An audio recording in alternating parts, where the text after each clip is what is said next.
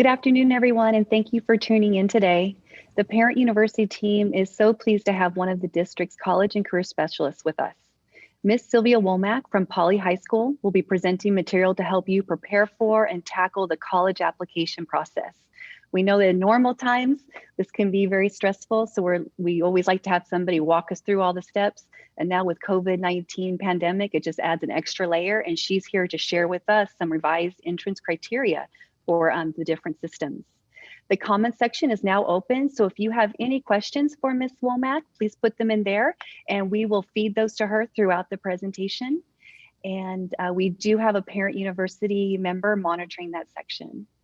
Sylvia, I'm going to hand it off to you. Thank you. All right.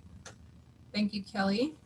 So I'm going to go ahead and get started. I'm going to share my screen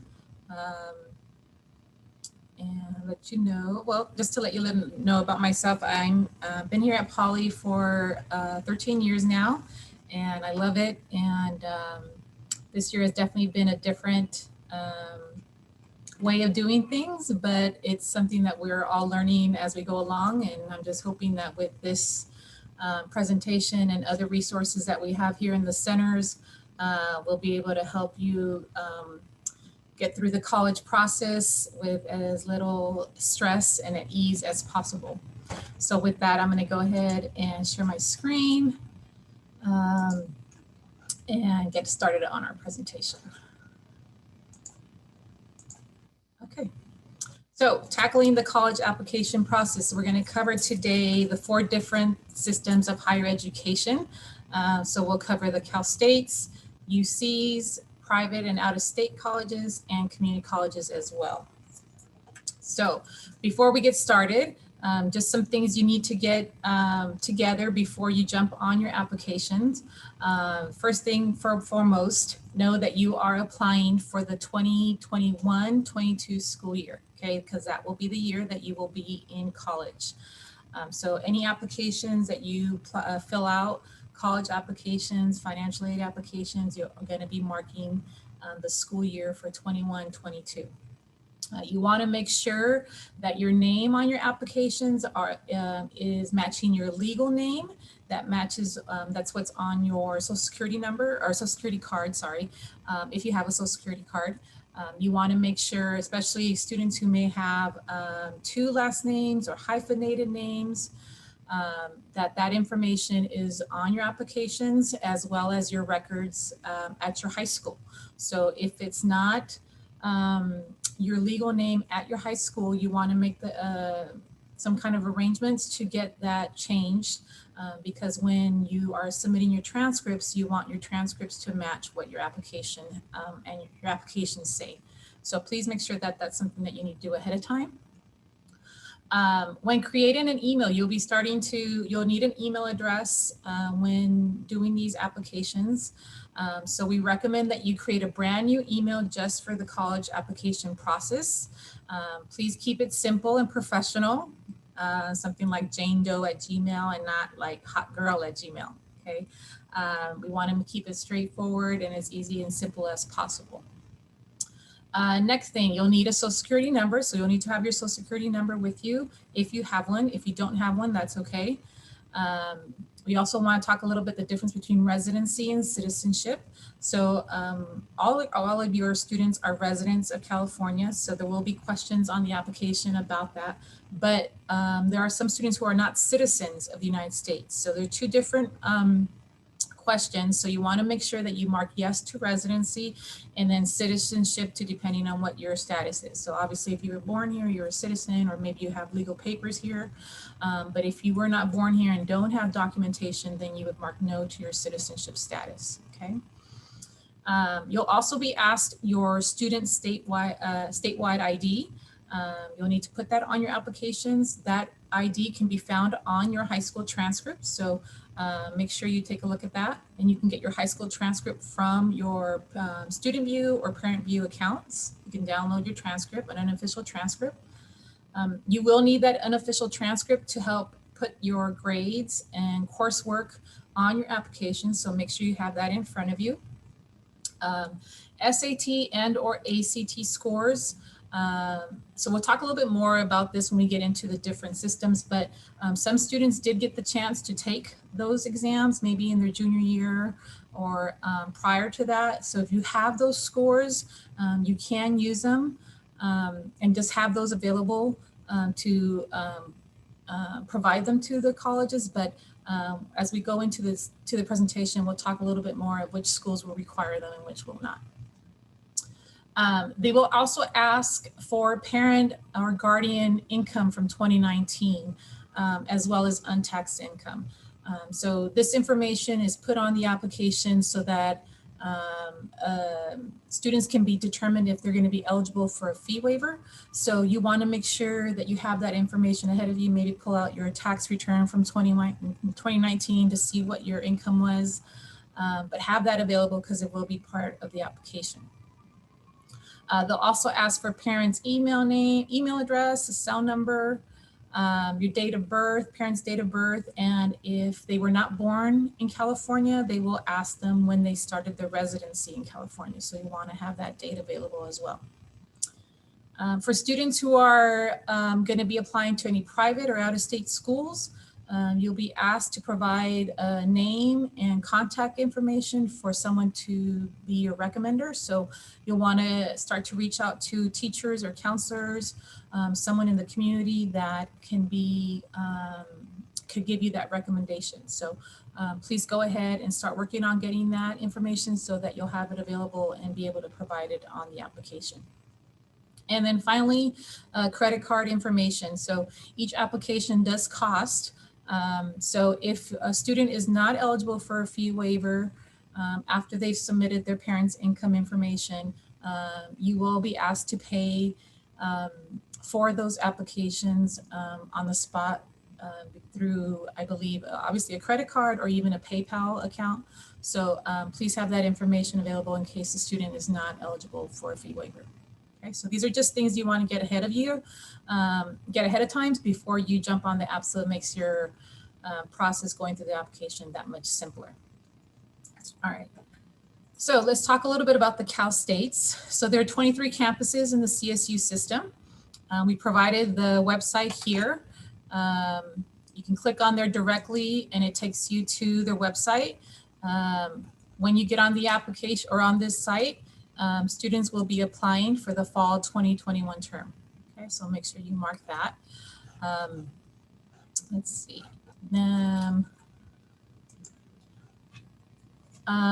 Applications opened on October 1st, and this year the deadline is going to be December 4th, which is nice because usually it's November 30th. But there was enough concerns in the last few years that we've expressed to the CSU Chancellor's Office about it being so close to the Thanksgiving holiday and students not having enough time to really get things done during that holiday break. They went ahead and extended the deadline this year. So this year's deadline will be December 4th, which will give us a few extra days to get that in. So in order to be eligible for the Cal State one, you have to be a high school graduate, obviously. You have to complete your A through G coursework with a C or better, okay? And have a 2.5 minimum GPA in your 10th and 11th grade university coursework, okay? These are only your A through G courses in 10th and 11th grade. That GPA must be at least a 2.5 GPA, okay? That's one of the differences this year than last year. Because of COVID, they've made some adjustments, and so they've raised that GPA requirement for the university GPA. Students who have between a 2.0 and 2.49 can still be considered for admissions to the campus, but they will also use what they call supplemental factors to determine your eligibility. And so these factors can be for example, if you exceeded your minimum A through G courses, so if you took 4 years of math versus 3 years, or if you took, 4 years of foreign language instead of the 2 or 3 years of foreign language. So if you exceed anything like that, they can use that as a supplemental factor. Things like your family income, extracurricular activities, work experience, your current math and English GPA, any particular educational programs that you were involved with, like Upper Bound or Talent Search, or here at Poly, for example, we have what's called the CalSOAP program or EAOP program. So on the application, those are new questions that will be asked. So if you do have those types of involvements, go ahead and put them in, especially if you're within that 2.0 to 2.49 GPA. They're going to be using those additional factors to determine your eligibility. Okay. Also, this year they will accept credit or pass grades for the winter, spring, and summer of 2020 terms. So those of you last semester, when we were out for the spring, you either got a pass or no pass grade. So you want to make sure that you put that in your application. When they're asking for a letter grade for the spring semester, you put whether you passed or didn't pass. If you happen to take a summer class, same thing. Put some whether you passed or didn't pass those courses. SAT or ACTs this year for this graduating class will not be used for admission purposes, but can be used for either placement in a student's English or math class, or even a major, depending on your major. So if you happen to have those scores, you can go ahead and submit them. If you don't, it's okay. Don't feel like you have to take the SAT or ACT. That's a personal choice of yours. They still are offering some testing, but I have seen just in this last few weeks, tests being canceled through College Board because of COVID. So we don't know, even if you do sign up, if those tests will even be available, but go ahead. And if you are feeling like you want to take the exams, you can take it, but it's not a requirement for the Cal States. Okay, then when you apply, there are questions, again, like I mentioned, about family income. Once you put in that family income, you could be considered for a fee waiver, where you wouldn't have to pay for the fee. If you do end up getting the fee waiver, you can apply to 4 campuses for free.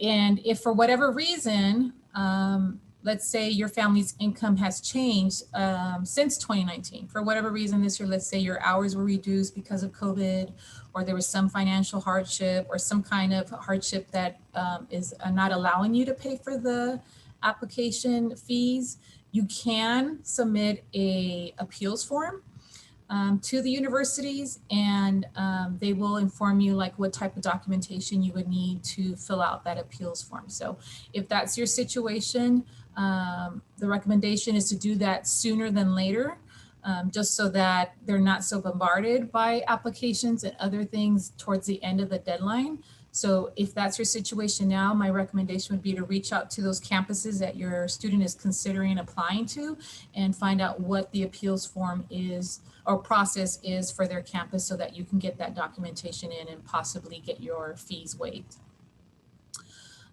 In addition, there's a question on the application for a program called EOP, which stands for Educational Opportunity Program.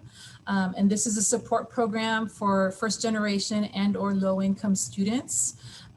They offer services like admissions to the university, especially for our students who are within the 2.0 to 2.49 GPA and who are also first generation low income. They can offer you admissions through EOP possibly. They offer counseling, tutoring, possibly some financial aid. They have a summer program to get you prepared for the fall semester entering college. So it's a really good program. I highly recommend it for students who fall within those categories. And it's a program that you can only apply to as an incoming freshman. So this would be the only time that you can apply for that program. So definitely would recommend students doing that if they fall within those categories. And then just finally want to just kind of touch on the CSULB promise. As you know, the promise has been going on for several years now, but basically what that promise is stating is that any of our Long Beach Unified graduates who meet the CSU and Long Beach admissions requirements will be guaranteed a spot at Cal State Long Beach. Okay, so just wanted to kind of touch on that so that if your student falls within the requirements of the GPA, then this is something that they could possibly have as a sure-win campus for them to attend. So it's definitely a great school to have in your back pocket if it's not your first choice, but something to have there as backup if needed. Okay. All right, I guess I can pause there if there are any questions or any concerns that came up. Hi, Sylvia. We did have one question come up. Do Okay. you have to pay for each application? And I'm assuming that's if they don't qualify for a fee waiver, do you Right. still have to pay for each one? You do. If you don't qualify for the fee waiver, it is per application. For the Cal States, it's $70 per application. If you do happen to qualify for the fee waiver and you end up applying to, let's say, 5 or 6 schools, the first, whatever 4 you will be free, and then the other 2 you will have to pay.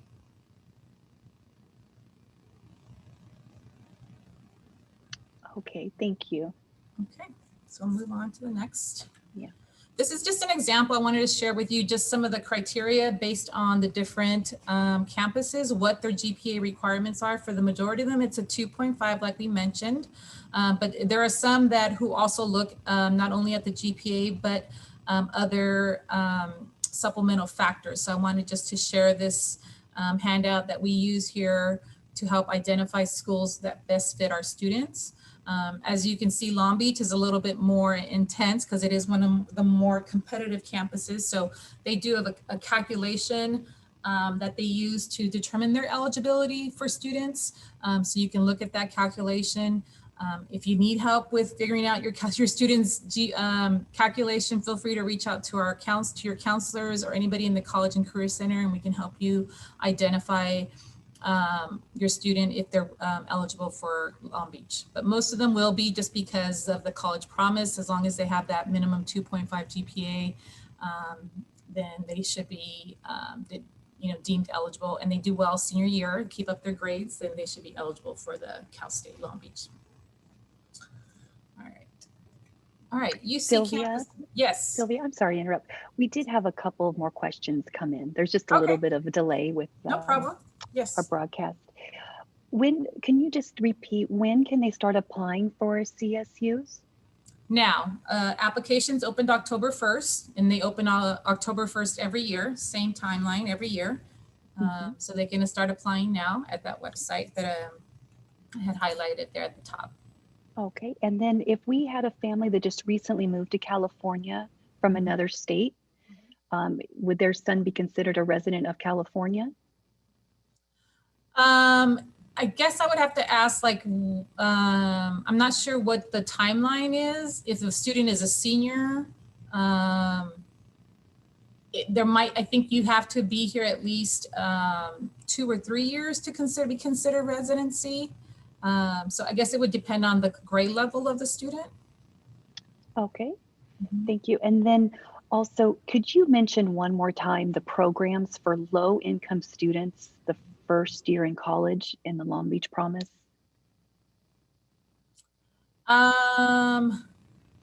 So let's see. So there are 2 different things. So if I kind of sounds to me, there's 2 different questions. So there's the low income programs that I mentioned as far as being eligible, like being considered for some of the supplemental factors. Those programs would be like Upward Bound, Educational Talent Search, Cal Silk program. These are programs that are on our campuses that students sign up for or somehow get involved. If your student is still like an undergraduate, like a 9th, 10th, or 11th grader, they can sign up for those programs now. Rarely do they take students at the senior level because they've already pretty much gone through the entire high school experience. So there's not much to work on with those students. But if your student is a 9th, 10th, or 11th, you can just ask your Career Center specialist about them, and you can sign your student up. So those are the kind of the educational programs that we offer at our campuses, and it varies from campus to campus as to which programs are available. And then for the College Promise, I'm not sure what the question was about the College Promise. let me see here. It was, I think they just, if you could just go over it one more time, it looked like Okay, they just may needed some clarification sure. on the Long Beach Promise. Okay, so the Long Beach Promise is basically any student who graduates from Long Beach Unified and meets the eligibility requirements for this CSUs and Cal State Long Beach will have a guaranteed spot at Long Beach State. And so those requirements are the ones that I mentioned at the top, as far as having completed their A through G courses with a C or better, have graduated from high school, have a 2.5 minimum GPA from 10th and 11th grade. And this is this year's senior class, okay?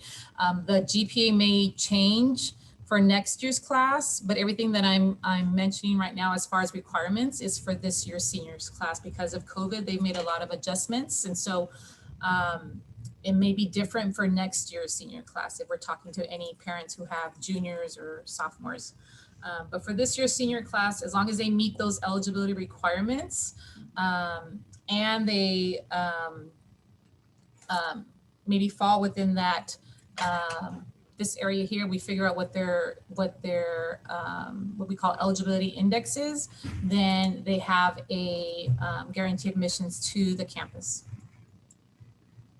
Okay, thank you. Okay. All right, so I'm going to move on to the UCs. So there are 9 UC campuses. Again, here's the link to apply to the campuses. You can also do college researches of each campus here. But if you are applying for this year, you would just click on this button here where it says start your college application or start your application, and you can go in there and create an account and get started. UC applications always open in August. So it's been open since August 1st. You can start to submit them now. You can't submit anytime prior to November. So now is the time to submit your application if students are going to be applying to UCs and they've completed them. Their deadline is November 30th, which is a yearly deadline. Every year will be November 30th. The things that they look at are a little bit more comprehensive in that they are looking at your A through G courses again, completion of your A through G courses, where a minimum of 15 of the A through G courses with at least 15 of them have to be finished before your senior, or sorry, 11 of them have to be finished before your senior year.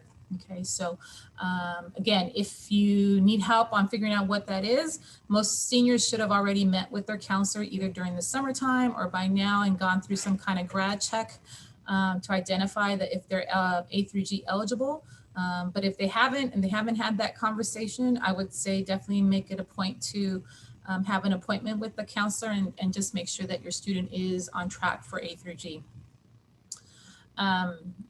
The other requirement for UC is that you have to have at least a 3.0 minimum GPA in your 10th and 11th A through G courses. Okay, so this is a weighted GPA.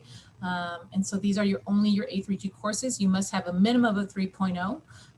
But as you know, the UCs are more and more competitive every year. So the higher your GPA is, the better. So 3.0 is a minimum, but not too many students are getting in with just a 3.0. So hopefully at this point, you've gotten at least above a 3.0, maybe 3.5, 3.8 would be great.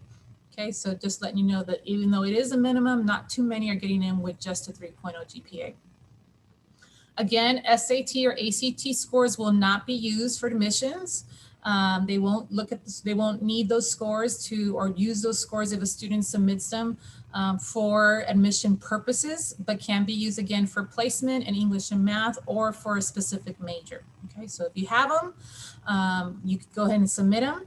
If you don't, it's no big deal. You don't have to submit them. They're not going to require for you to have that.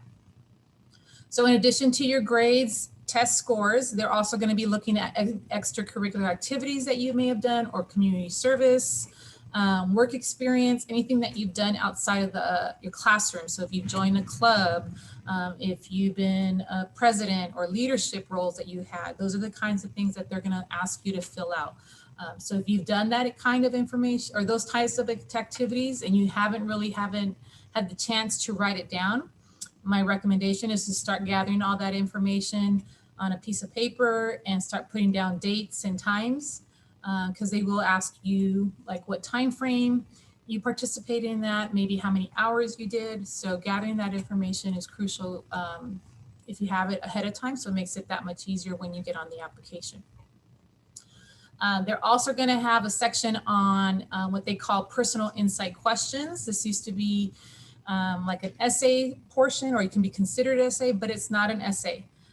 It's not your typical 5-paragraph essay that you would normally do on an English assignment.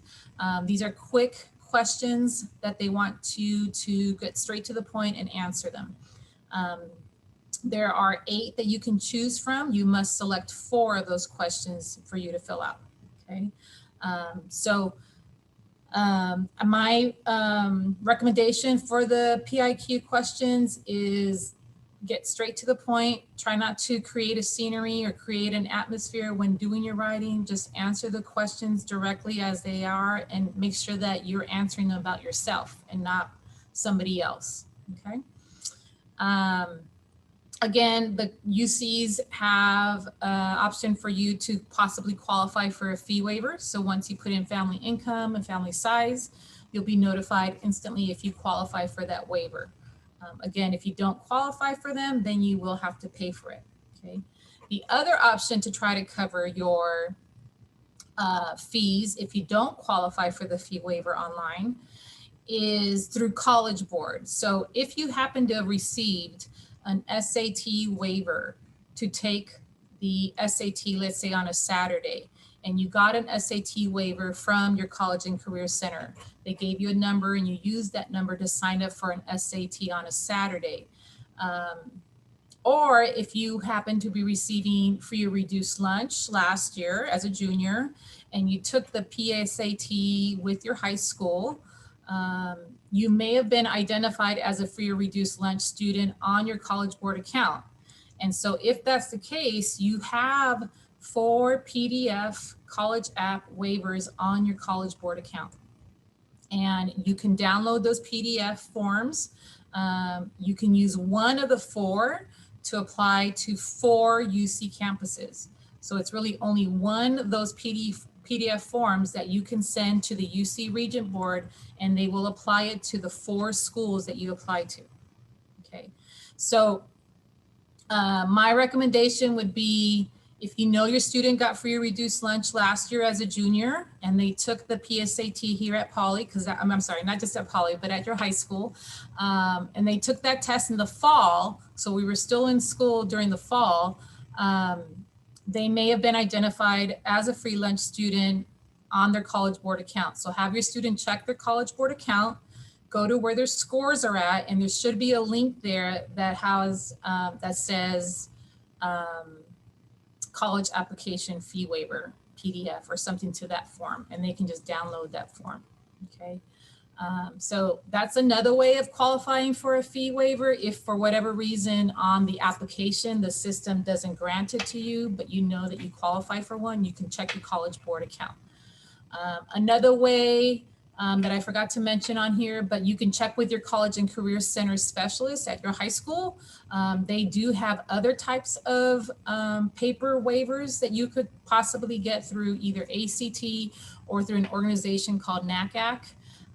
So reach out to your College and Career Center specialist and see if those waivers are available as well.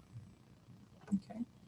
And then again, UC campuses will ask a question about EOP. Same thing with EOP. They have, so it's a support program. They don't really have an admissions portion of their program, but they do have the support program once the student is on the campus. So definitely a great resource for our first generation low-income students to go ahead and answer the question that they have on the application about that and see what happens about enrolling in that program. All right, I'll pause there if any questions have come up. Hi, Sylvia. We have had a couple. Okay. Can you just review again, do colleges look at weighted or unweighted GPA? So yes, they look at weighted for the UCs. They look at the students' 10th and 11th grade weighted A through G courses only. Okay, and is that the same for the CSUs? Yes. Mm-hmm. Okay, so it is the weighted. Yes. And then also, Could you please just go over quickly the different deadlines for UC and CSUs? Yes, so the Cal State deadline is December 4th and UC deadline is November 30th. Thank you. And then also, will you be going over the FAFSA application during this presentation? I won't go through the entire application. I have one slide that gives the websites on where you can start the application, but I believe we have a video that we've attached. Is that true, Kelly? In the resources down below? Yes. Yeah. So I did a pre-recorded video that you can go through that walks you through the FAFSA step by step. So you can watch that video if that would help, or at least get you started.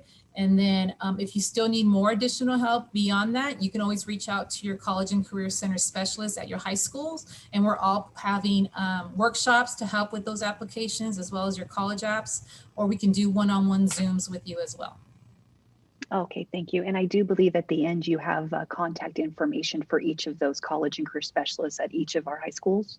I do, yes. Okay, thank you. I think that's it for now. Okay, move on. Okay, private and out-of-state colleges and universities. So just like it is similar with the Cal States and UCs, there's one website that you can go to apply to a variety of private and out-of-state schools. And that website is called the Common App. Here's the website again. This is what it looks like. You can go in here and create an account. So you can see over 900 colleges subscribe to the Common App. So most likely the private school that your student is applying to or out-of-state school is on this website. So it keeps you from having to fill out multiple applications. You do one application and then you select however many schools you want your one application to go to. So that saves a lot of time for students to do that. But if for whatever reason your school is not on the Common App, you would need to go to their website and apply directly to their university through their website, okay?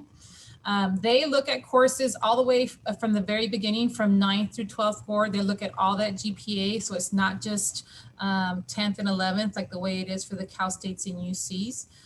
They're gonna look and consider all grade levels, all GPA from 9th all the way up until maybe first semester of 12th grade. They might ask for those transcripts depending on who they are, but definitely all the way from 9th to 11th, those grades that you report, they're going to use that to determine your eligibility, okay?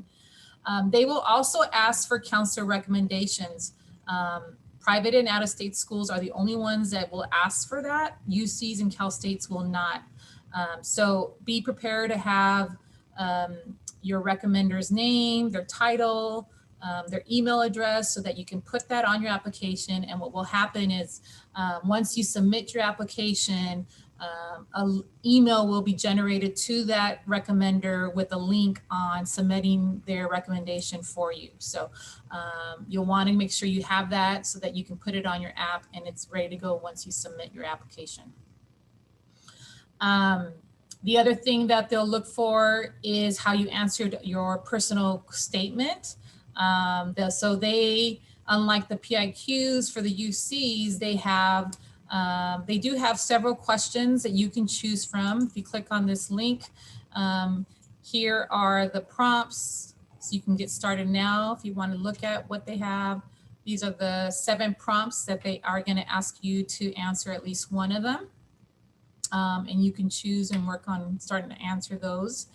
And then in addition to that, the university itself may have a question that they might answer. So there's the Common App personal statement that I just showed you, and then the university that you're applying to might have an additional question or statement that they might want you to do. So not all of them have that. Some of them are happy with just the Common App statement, but then there are others who do want you to put something else for their school. So just when you get on the application, you'll see if that's going to be required of you or not.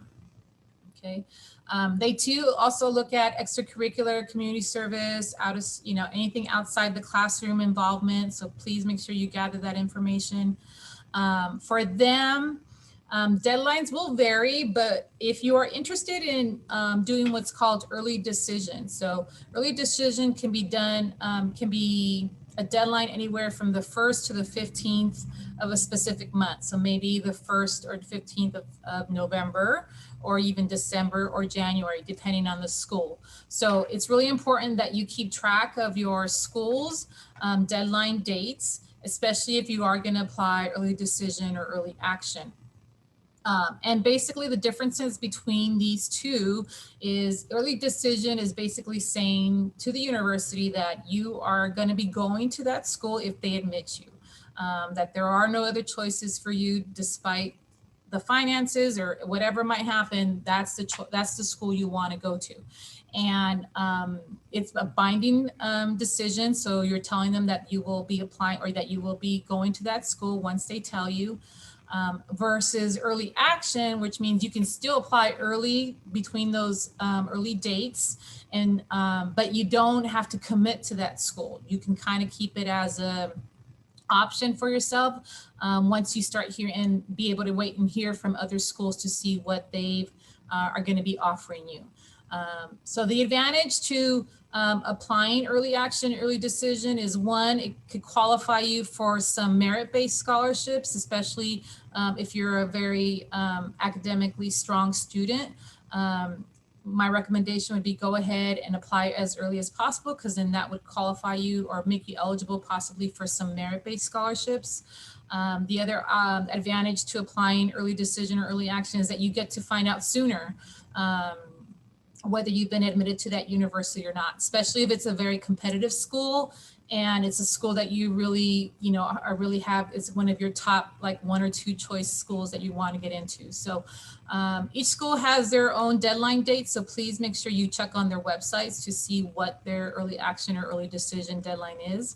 And not all schools have it. Okay. USC doesn't have it. So that's one private school that you think would, but they don't do that. So it just depends on the university. So it's really important that you do your research and find out which schools have it if that's the route you want to go. Okay. So they too have a fee for their applications. And you can also apply for fee waivers either online. If you apply for the fee waiver online by putting your family's income, you can qualify that way. Or like I mentioned before, through the College Board fee waivers, or the ACT or NACAC fee waivers through the College and Career Center. So there definitely is options for you to help you pay for those fees when it comes to the private and out-of-state schools. So there's more fee waivers available to you if for whatever reason you don't apply or you don't qualify online. So reach out and see how we could help you with that if that's something that you would be eligible for. The other thing I want to mention about out-of-state schools, so obviously depending on what school you're looking at out of state, they all have different deadlines. They might have SAT, they might have subject requirements that are different as far as they might be different from our A through G requirements. So really doing your research on those schools are going to be very important to make sure you meet their eligibility requirements as far as courses or GPA. If they're requiring SAT or ACT, it can vary from campus to campus. We don't know that. It's not something standard that we've been told, but for the majority of schools that we have, at least that I've had contact with this year, a lot of them are bypassing the SAT and ACT as a requirement or as an admissions criteria.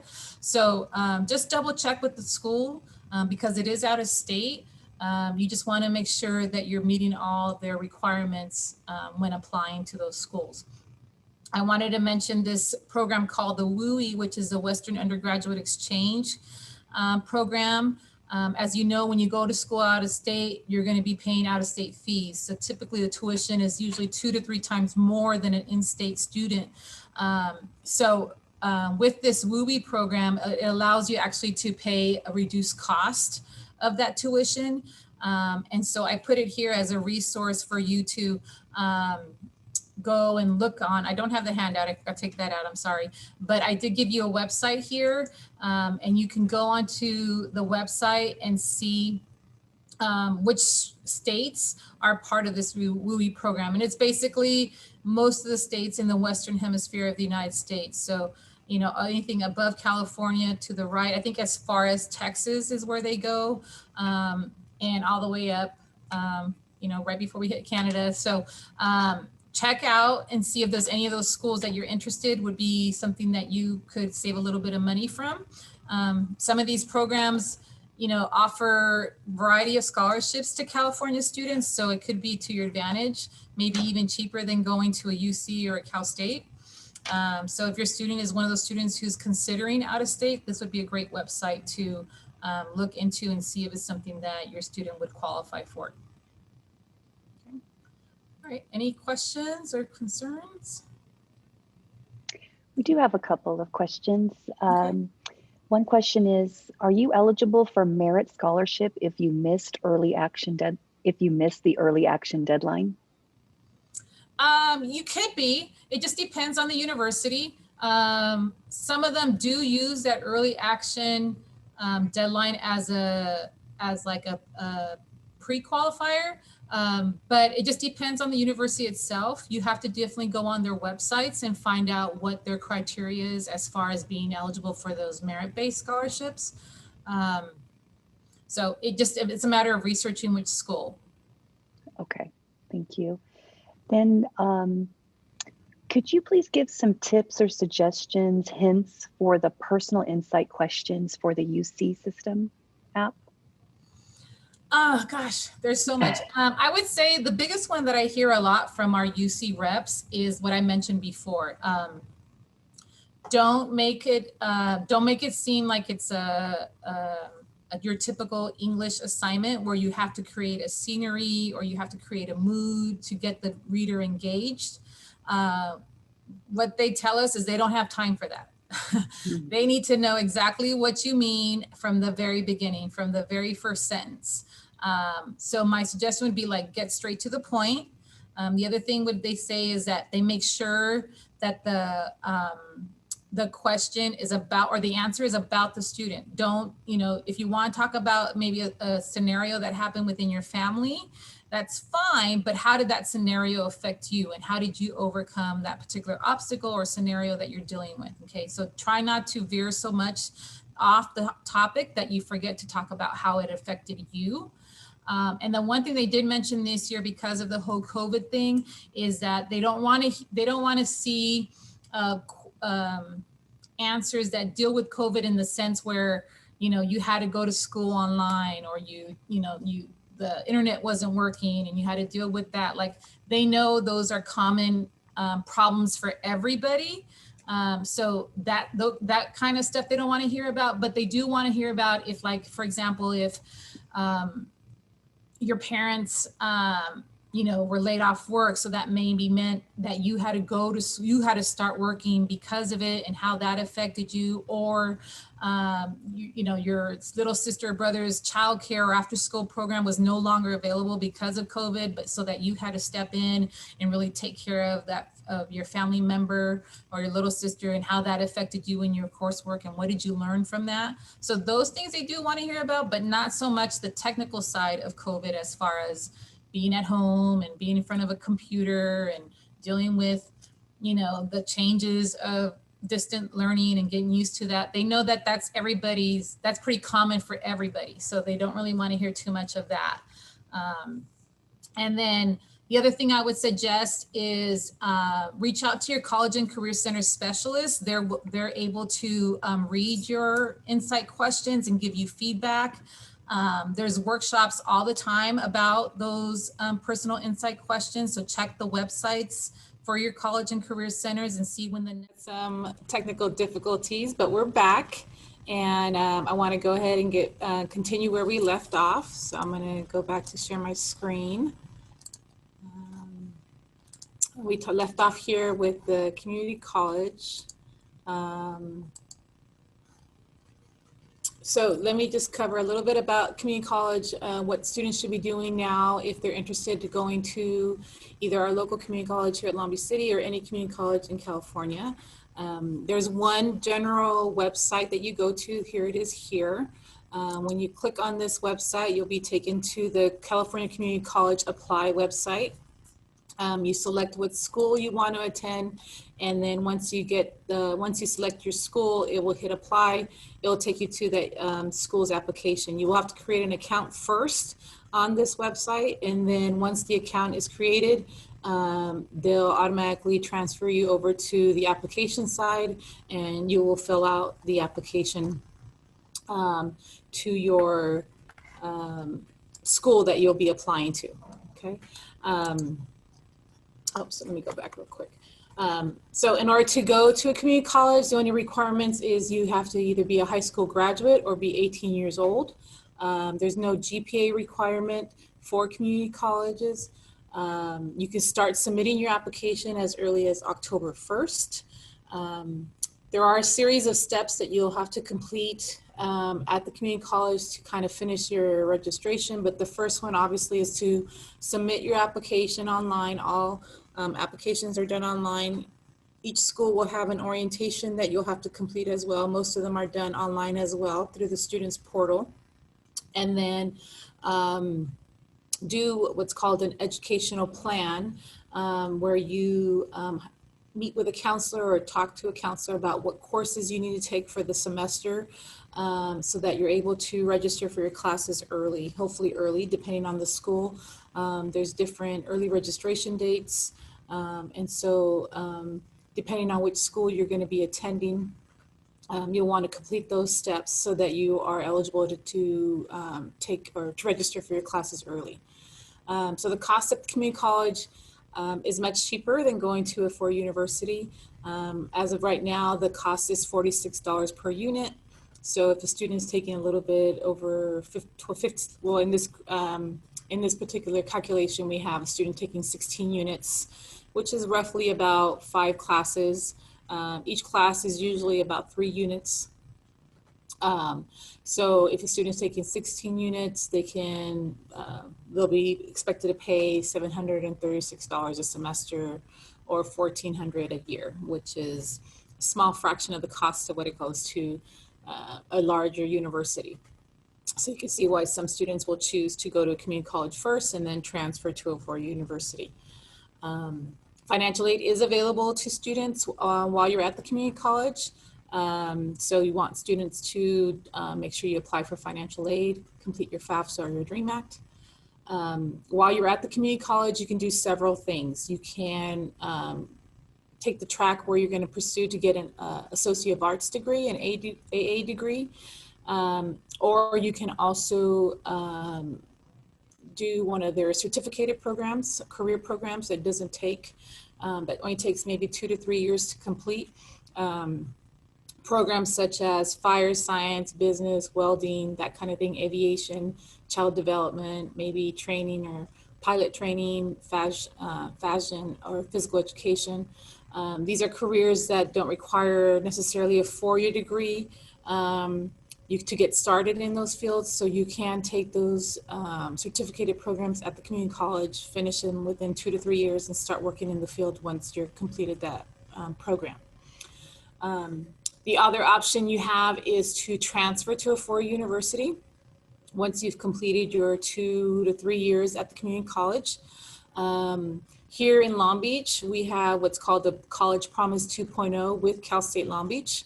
And it's basically, if you click this link, it takes you to the description of the program. But basically it's telling you students who go to Long Beach City and then transfer to Long Beach State will be able to complete their courses in a faster rate, where they'll be able to get out like within the 2 years that you transfer. There are certain criteria, so you'll want to just make sure you read up on how to participate in that 2.0 program once you're at Long Beach City. You can talk to a counselor about that. Most likely you'll be required to complete 30 to 60 units before you transfer to the university, depending on the university. Some universities require 60 units, which will be about 2 years, 2.5 years, depending on how many courses you took per semester. Other universities will minimum would need 30. So maybe within the first year or year and a half that you're at Long Beach, you're at community college, you can transfer.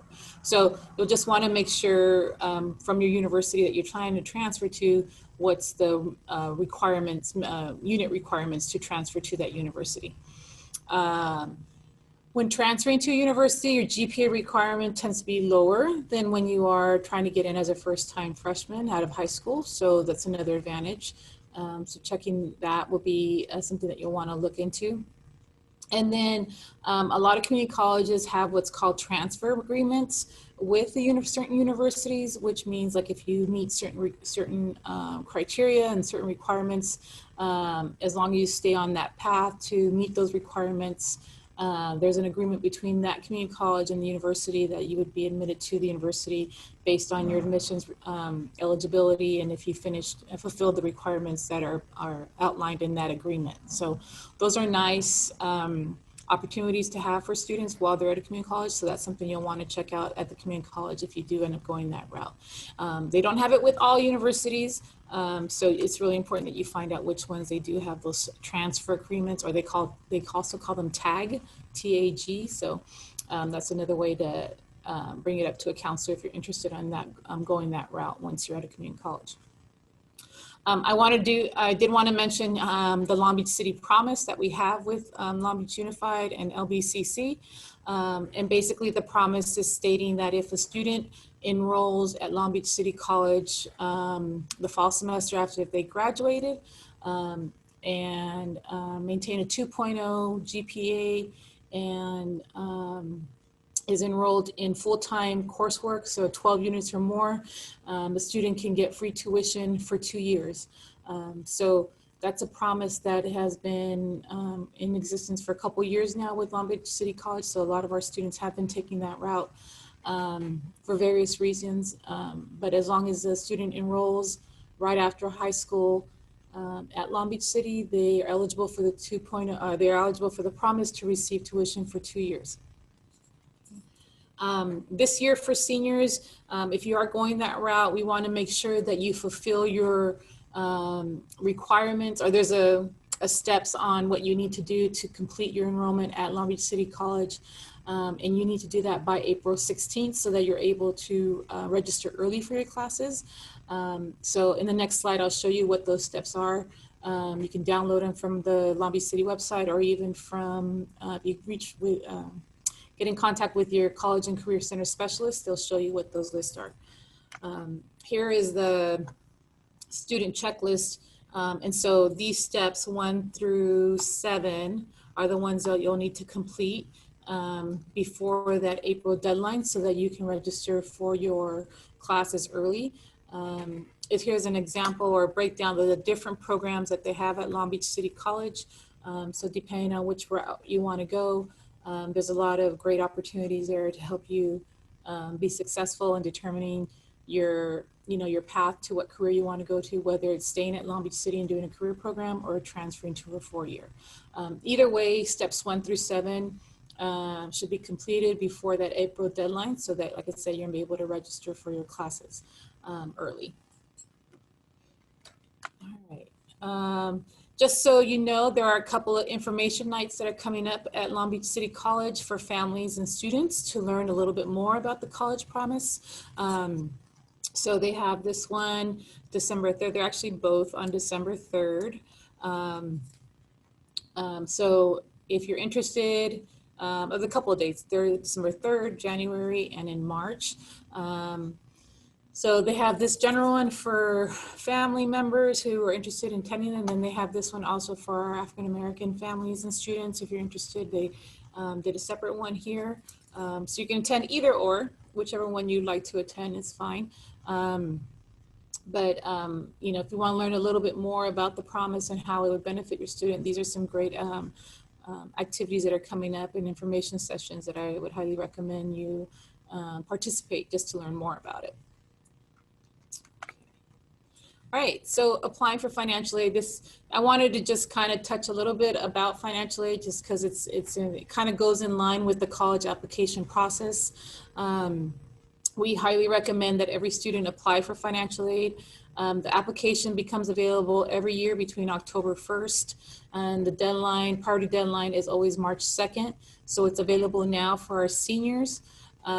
Like I said, we recommend that all students apply for financial aid regardless of a student's citizenship status or their parents' citizenship status or income, because we just never know what kind of aid a student may be eligible for. Regardless, even if the parent feels like they've made too much or they've had previous children who went to college and never got financial aid, things have changed.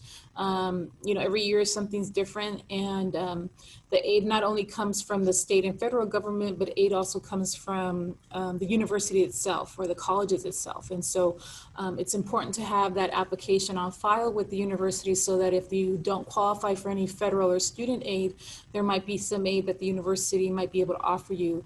And they will need to have that application on file to offer you that aid. So we always say apply and see what happens, and it's better to apply than to not apply at all and not know what possibilities, type of aid you might have, missed out on just because you didn't apply. So it's highly recommended for everybody to apply. For this year's students, you will have to report your parents' income from 2019. Every year, the income reporting will be from 2 years prior. So this year's seniors will be reporting parents' 2019 income. So make sure that you gather that information ahead of time from your parents so that you have that information available to put on your application. There are 2 different applications. Depending on your status, citizenship status, you'll either apply for the FAFSA, which is for the free application for federal student aid, or the California DREAM Act. So the FAFSA is for our U.S. students. Sorry about that with my alarm. The FAFSA is for our U.S. Students, legal permanent residents, and eligible non-citizen or T visa holders. So if you fall within that category, you will fill out the FAFSA. If you are a undocumented student who falls within the criteria of meeting AB 540 or SB 68, which in a nutshell is stating that you've attended a school in California for at least 3 years, you will be filling out the California DREAM Act, okay? Or if you happen to be a DACA recipient or a U visa holder or temporary protective service status, you also will be filling out the the California DREAM Act application. So both websites are here. So depending on which one you will fall, which category you fall on, you'll click on the website and you can go straight to that application and start filling it out. In addition to the FAFSA, there is another financial document that a lot of our private schools or out-of-state schools require. It's called the CSS profile. And again, it's usually required for out-of-state or private schools so that they can award you non-federal financial aid. Again, aid that maybe the universities may have, or aid that is either not provided by the federal or state government. So they use this CSS profile to help them identify if there are any other financials that weren't reported on the FAFSA or DREAM Act that they can get information from. So make sure you check your school if you are applying to a private or out-of-state school if they're going to require that CSS profile. Unlike the free FAFSA or the DREAM Act, the CSS profile does cost $25 to file. But they do have fee waivers if you're not able to pay for that. So you just go onto their website and see how to qualify or apply for that fee waiver.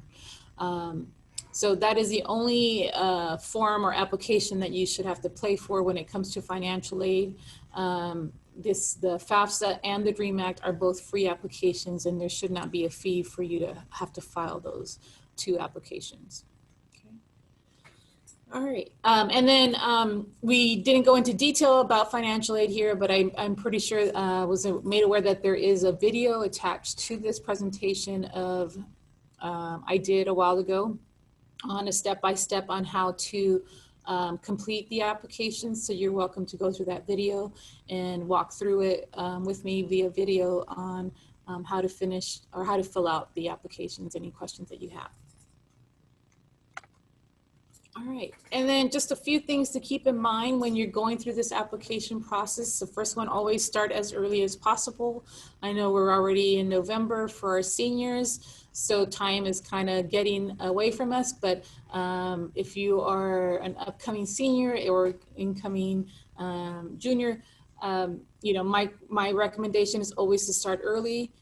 As soon as the applications are available or open, I think that's when you should get on and start filling it as much as you can. Also, always apply to at least one California institution, just because you never know what's going to happen. You always want to have a California school as backup, especially for our California schools. There is a grant for our students, specifically for students going to California. And that grant, if you're awarded, pays your tuition at any California institution. So my recommendation is always to apply to at least one California school, and also to apply to Long Beach City and Cal State Long Beach. Those are just some great schools here that we have locally, and whether they're your last choice or first choice, they're definitely some good choices and options for a student to have as backup if in case they need something to fall back on. My other recommendation would be for our students who don't know like how many schools to apply to or which ones to apply to, kind of as a safe note, just always consider applying to 4 Cal States, 4 UCs, and maybe 4 private or out-of-state schools if you're in that situation where you can apply to 4 out-of-state schools. Each application does cost, so depending on your family situation, if you're not eligible for a fee waiver, you would have to pay for each application, so just keep that in mind. Complete the Cal State and community college applications first. Those are the simplest ones out of all the different applications, so if you get those out of the way, you can really kind of focus in on filling out the demographics and answering those personal insight questions or essays on the UCs or private schools. Start gathering all your extracurricular and volunteer information that you have accumulated over the years, work experience, things like that. They're going to ask that information on your UC application as well as your private schools, and possibly put it into like a resume format or what we call a brag sheet that talks a little bit about your experiences, all these different outside of school, out of academic work. And it's good to have it all on one piece of paper when you're having to put it down on an application. Possibly create a spreadsheet with college information like the application websites, the logins. That's going to be important. Your login and password information, you're going to have all that. You're going to create various logins, and it's good to have it all in one location if you're not good about remembering that kind of thing.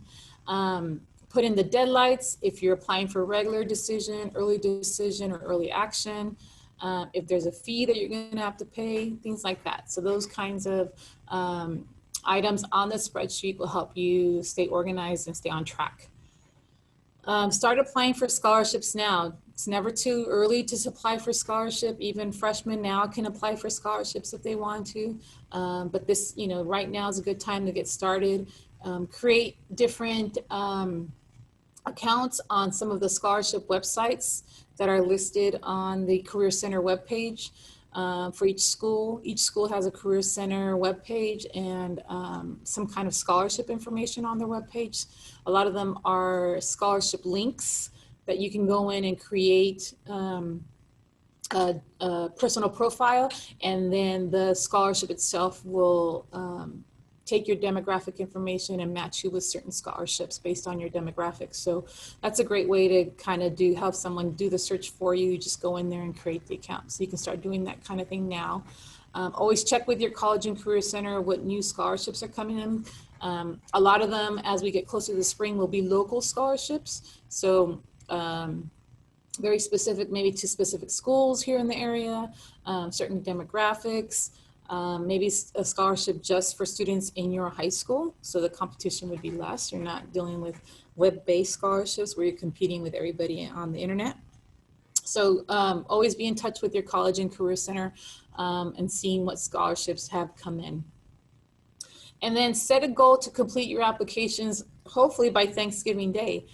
We always try to encourage students to finish both their Cal State and UC applications, and if private, by Thanksgiving, so that you can have the week to enjoy your family and your friends and not be stressed out about, how finishing up your essays while you're trying to have a nice turkey dinner.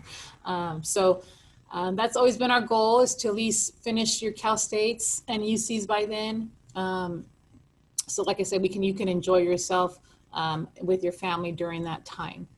And just a reminder that the UC application is November 30th, and this year Cal State application is December 4th. Again, Long Beach City completing steps 1 through 7 on that new student checklist. If it can be completed by April 16th, you'll be eligible for early registration. And then just to let you know, everyone is available, or everyone has the opportunity to meet with your college and career center specialists at your high schools. So feel free to send us a message or give us a call, or and set up appointments with us. I know that most of the college and career center specialists have scheduled workshops throughout the rest of this year, up until I think the Cal State deadline, to help students and parents with the application process. We all have opportunities to meet with you one-on-one via Zoom. So feel free to reach out to any of us and let us know if you need that one-on-one help. We'd be happy to do that. On this next page, I put all of our contact information with our emails, and it also links to our Career Center page. So if you just click on a school, you'll actually be sent to their web page, and here's where we have our Poly web page. Down here at the bottom, at least for our school, you can click appointments down here. Okay, each school is different on how they set up their appointments, but this is a great source of information for everyone to check out on a weekly basis, if not daily, to see what's going on and see what resources are available to you to get you through this process. Some may say there's maybe too much information, not sure which one to pick, but I think they're all great resources, depending on which one you pick on, and they're going to all help you. And if you're not sure, just reach out to us, and we can definitely walk you through it and help you through the process as you go along through. And that's it. That's all that I have for my presentation. I know we had a few questions the last time we left, and I'd like to cover those. Hi, Sylvia. So one of the questions we had was, when we apply, do we need to have FAFSA already filled out, or is that separate and can be done at a later time? Yeah, no, you don't have to have it filled out already. You can fill it out later on. I would say work on getting your Cal State application or your college applications done first. Use one of the more simpler ones, like I said, the Cal State or UCs, but you don't want to wait too much longer after that. So work on your Cal State and UC application first, and then you can tackle the FAFSA. But we'll definitely want to get that FAFSA done before March 2nd. But yeah, it doesn't have to be done ahead of time. Thank you, Sylvia. Another question we had before was, who can we contact for help with this application? And I think you were able to explain that in this portion of your presentation. So yeah, I think that's all we have for now. All right, great. So I would just like to take an opportunity again to thank Sylvia Womack for joining us and representing all the college and career specialists that we have in the district, and for sharing all this really important information as families move forward with the application process. And we hope that everyone will tune in next Thursday for our next Parent University workshop. Stay safe.